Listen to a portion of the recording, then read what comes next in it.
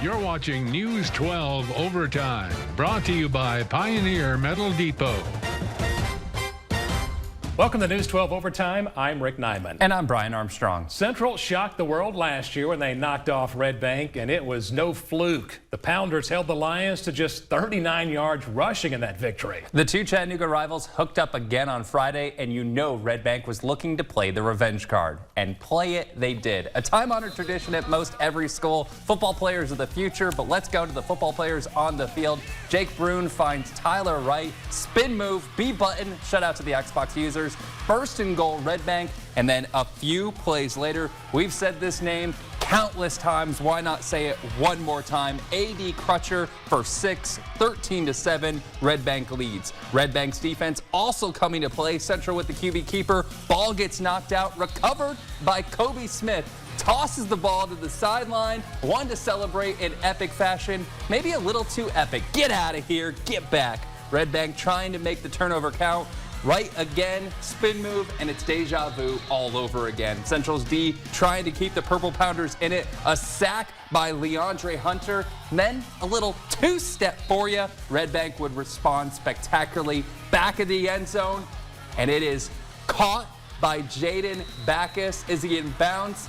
He gets up, points saying, hey, the turf is torn up right there. I got a foot down. Upon further review, it's a touchdown, 20-7. Red Bank would lead, and it would be all Red Bank in this one, 33-7.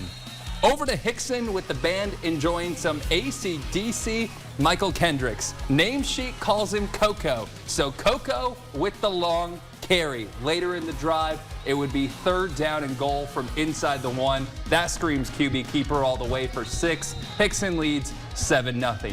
Hixson's next possession going to the air this time as Jawan Gillespie for a nice pitch and grab.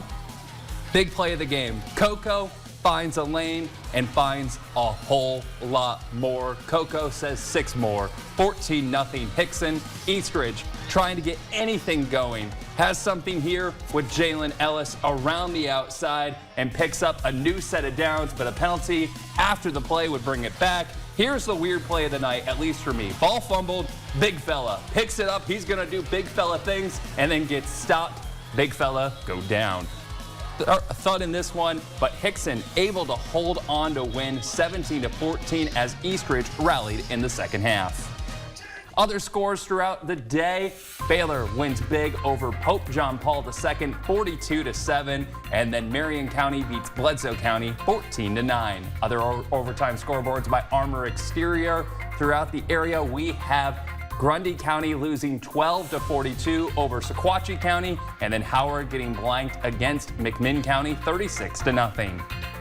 The Goose is loose again at Ottawa Owls. Head coach Goose Manning is back under center. Yeah, Goose is a former option quarterback at Ottawa, and since then, he decided to play the wing T. Yeah, Ray County, they feature that wing T option attack, so Goose decided to play quarterback in practice this week to hopefully give his defense a good look at how an option QB operates. In the end, though, it's hard to simulate that Ray County wing T. We join this big play already in motion. Ethan Davis, a long carry, sets up first and goal, leading to a quick pitch and catch to Keyshawn Smith for 6. Ray County the early lead. Golden Eagles keep adding to that lead. Davis adds his impressive night with that touchdown. Ray County gets a shutout with a 28-0 victory. McMinn Central at Brainerd.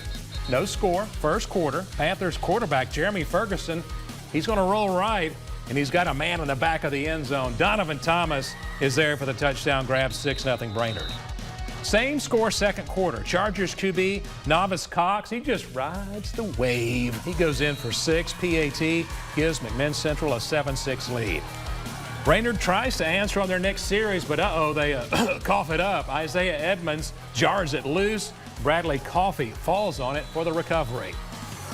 A few plays later, Cox, how about an absolute dime to Hunter Cook? 25-yard touchdown reception. That made it 13-6 Chargers.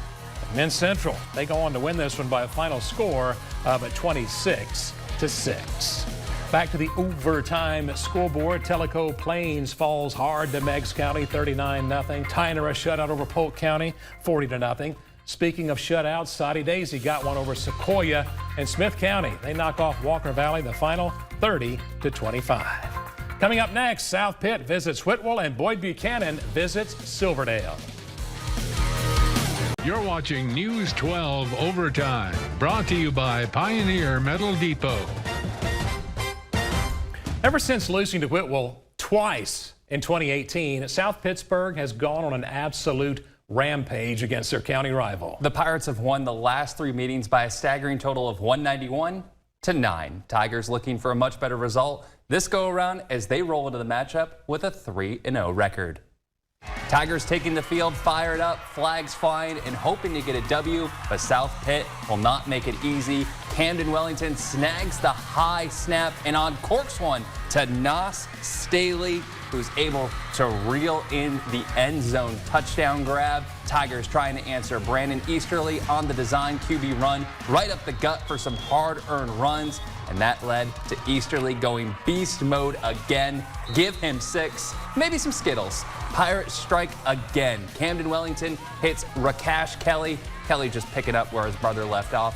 Hits the hitch and go, and he takes it 60 yards to the house. Pay dirt, and South Pitt wins big again, 40-15.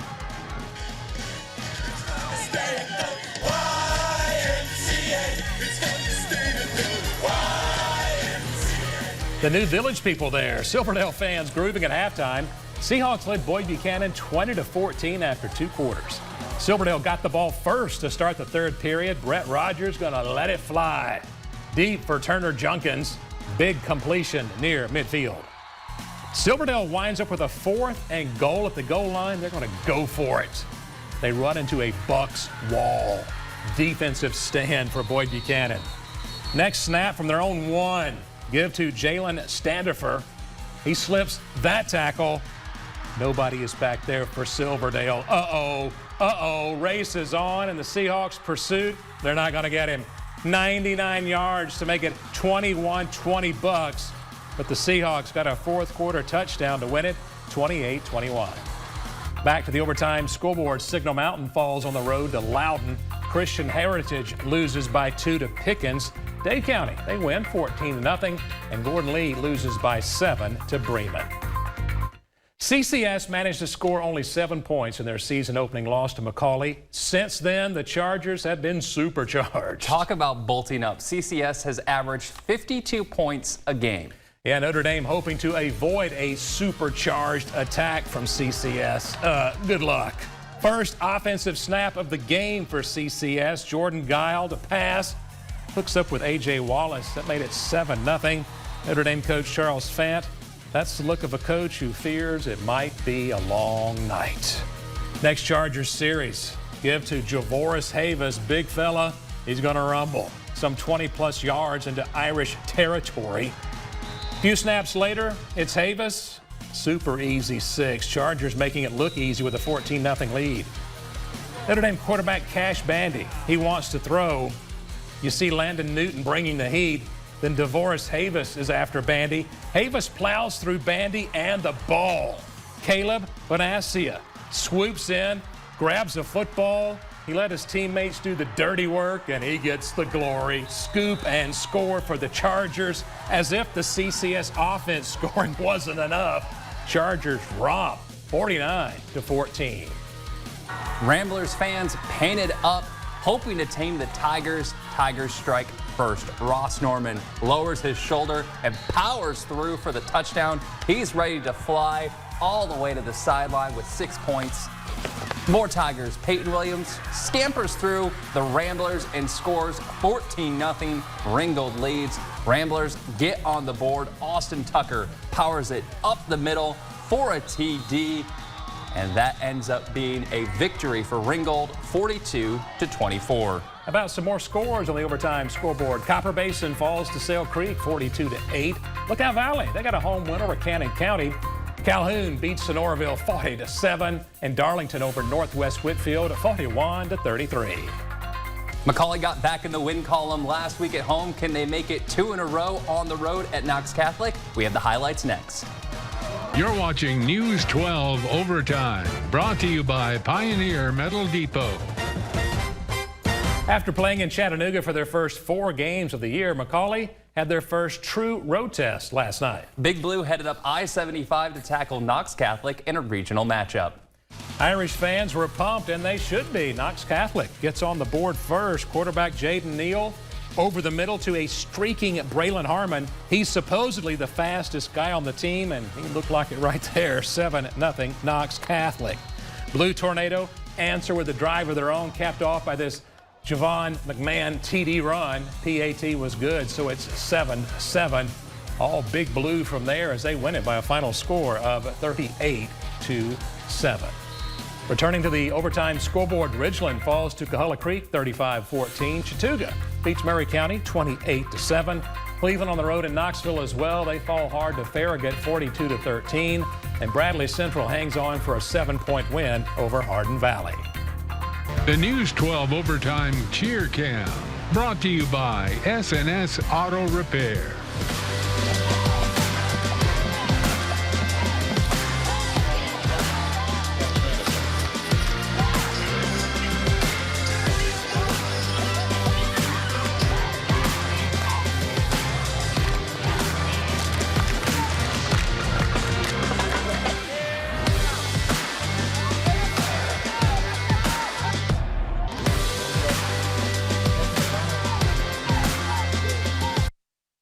Ahead, News 12 Scholar Athlete is unveiled, plus A.D. Crutcher is a name that fills up the stat sheet. You already saw him once today, and the game film, but hear from him after the break.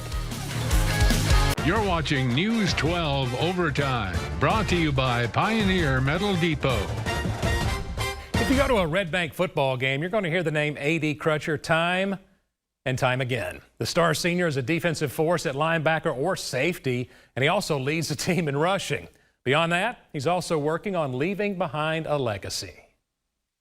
Helping out the young guys, that's the main thing I've really been focusing on, is helping out the young guys, feeding my knowledge to them, making sure they know, what to do as I'm going. Red Bank's A.D. Crutcher is seemingly all over the field and, in turn, all over the stat sheet.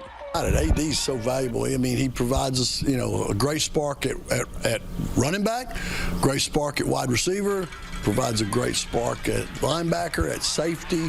I mean, he plays special teams. I don't look at it a certain way. I'm just like everybody else, there's no different. I'm just a more popular name, I guess. You hear it more. In Red Bank's game against Soddy Daisy, he led the team in rushing and receiving, 9 rushes for 106 yards and a touchdown, plus 60 yards receiving and a score. That receiving TD was special for Crutcher. I did a nice little spin move. I liked it. I don't know my moves. I like moving around, doing my moves on the field. Coach Gateway says the success on the field comes from all the hard work and effort when no one is watching. Such a talented young man.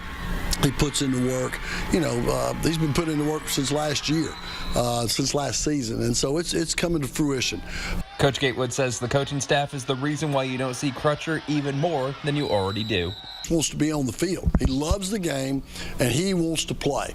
And if he can play every snap, he probably would, but we don't let him. I don't know. I love the game of football. That's all I do. Just love it.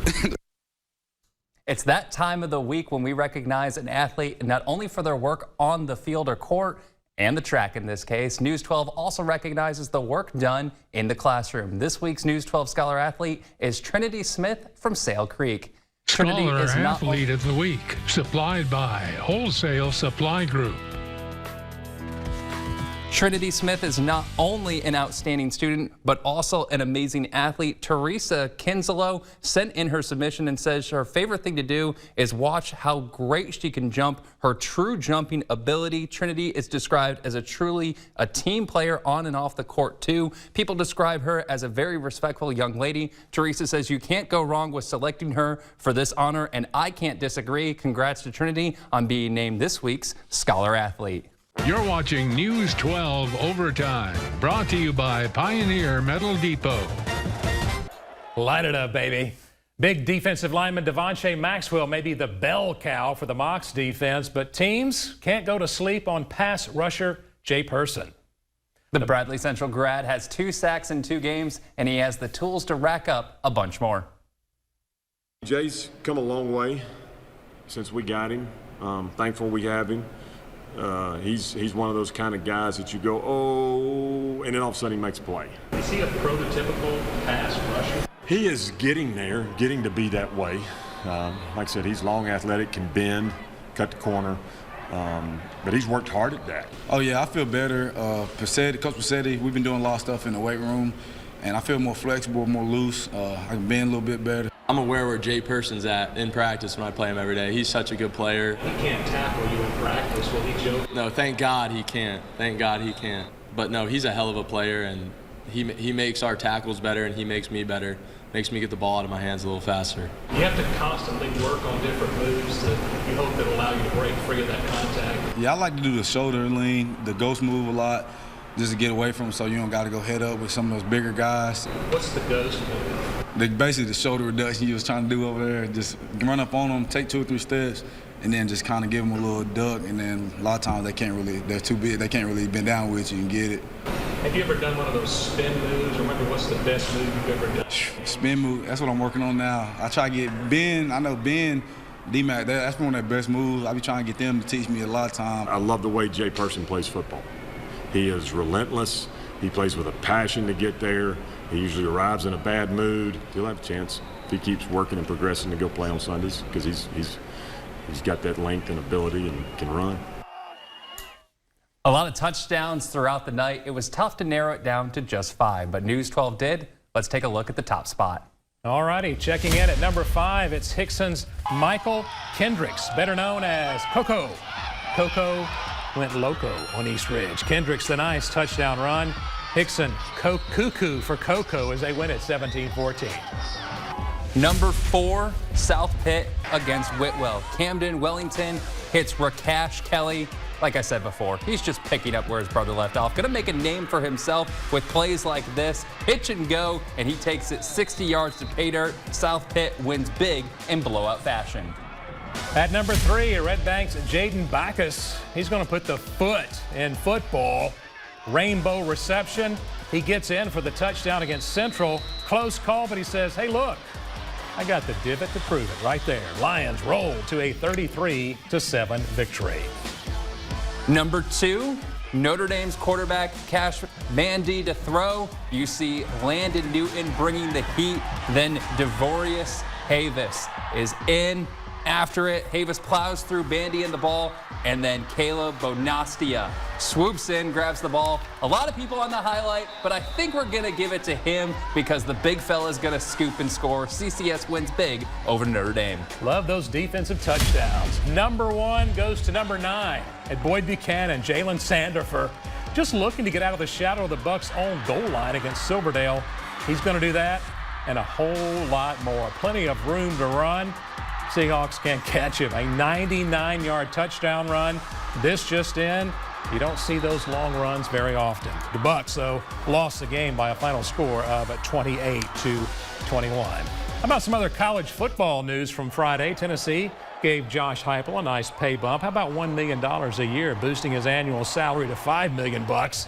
Heupel's assistants got raises too, with one of the biggest going to offensive coordinator Alex Golish. His salary will go from $750,000 to $1.2 million a year. This just in, life is good on old Rocky Top. Now a look around college football landscape at noon. Georgia taking on South Carolina. Alabama hosting Louisiana Monroe. Don't expect that to be close. And Tennessee can enjoy its new pay raise against Akron with a night kick.